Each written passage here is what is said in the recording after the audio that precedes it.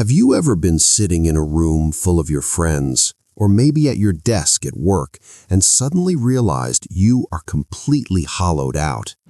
You look around, and for a terrifying second, it feels like you are just watching a movie of yourself.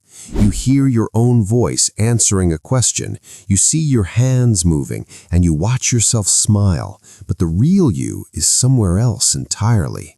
You are just reading lines from a script you never agreed to write. If you constantly feel like a stranger in your own life, you are not losing your mind, but your brain is quietly doing something incredibly extreme to keep you safe from the world around you.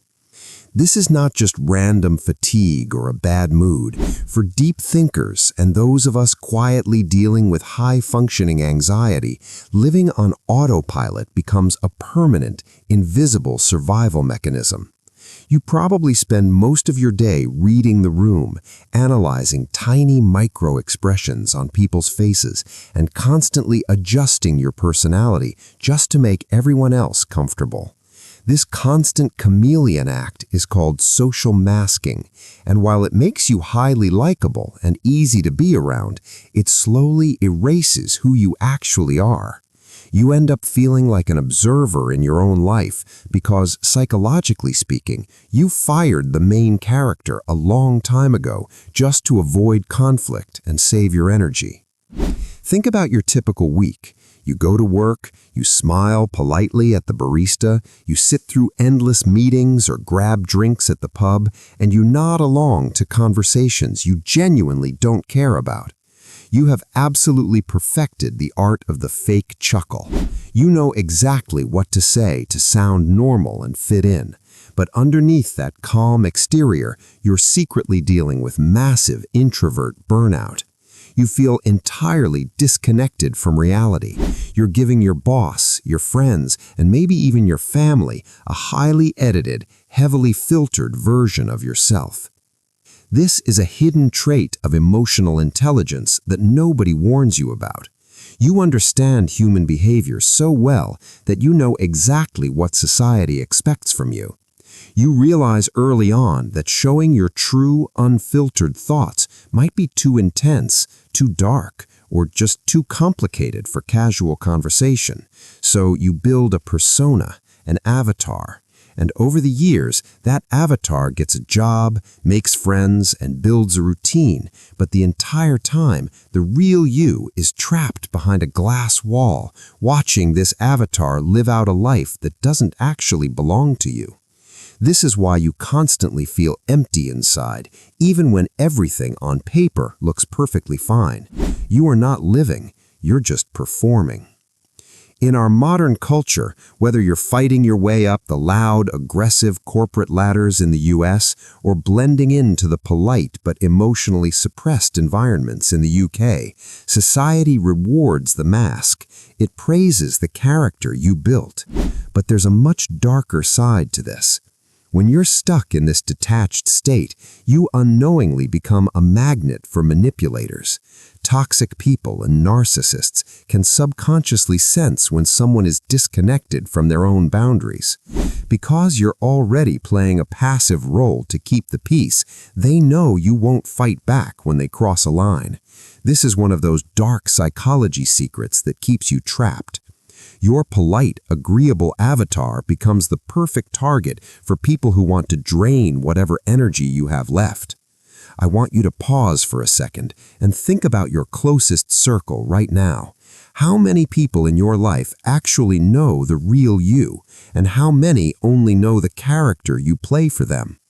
Let me know in the comments below, because I guarantee you'll be shocked by how many people are living with that exact same lonely realization right this second. To understand why your brain forces you into this weird, disconnected state, we have to look at the psychology of deep thinkers and how they process stress. When you're highly sensitive to your environment, your brain registers social interactions as potential threats. It demands huge amounts of cognitive energy to constantly monitor how people perceive you. Eventually, your nervous system simply can't handle the heavy load. To prevent a total mental collapse, your brain triggers a mild form of depersonalization. Depersonalization psychology explains that your mind literally unplugs your emotional core from your physical actions. It's an extreme defense mechanism. By disconnecting you from reality, your brain ensures you can keep functioning, keep working, and keep paying the bills without being crushed by the overwhelming weight of emotional exhaustion. You stop feeling the sharp edges of life, but the tragic trade-off is that you stop feeling the joy, too. So, how do you stop feeling fake? How do you take the wheel back from the autopilot? The first step is recognizing the signs you're masking and finally giving yourself permission to drop the act. You have to start slowly disappointing people. I know that sounds terrifying, but if your entire identity is built on never inconveniencing anyone, you'll always feel like an outsider in your own skin. Start claiming small spaces of total authenticity. Stop laughing at jokes you don't find funny. Take longer to reply to messages instead of instantly matching someone else's desperate energy. When someone asks how you're doing and you feel awful, just say, "It's been a rough week," instead of instantly saying you're fine. You have to let the avatar crack so the real you can breathe. When you stop obsessing over making everyone else feel perfectly comfortable, you force the world to finally meet the real you. And while you might lose a few people who only liked the compliant, fake version of you, the ones who stay will be the ones who actually matter. Living as a passive observer is safe, but it's deeply lonely.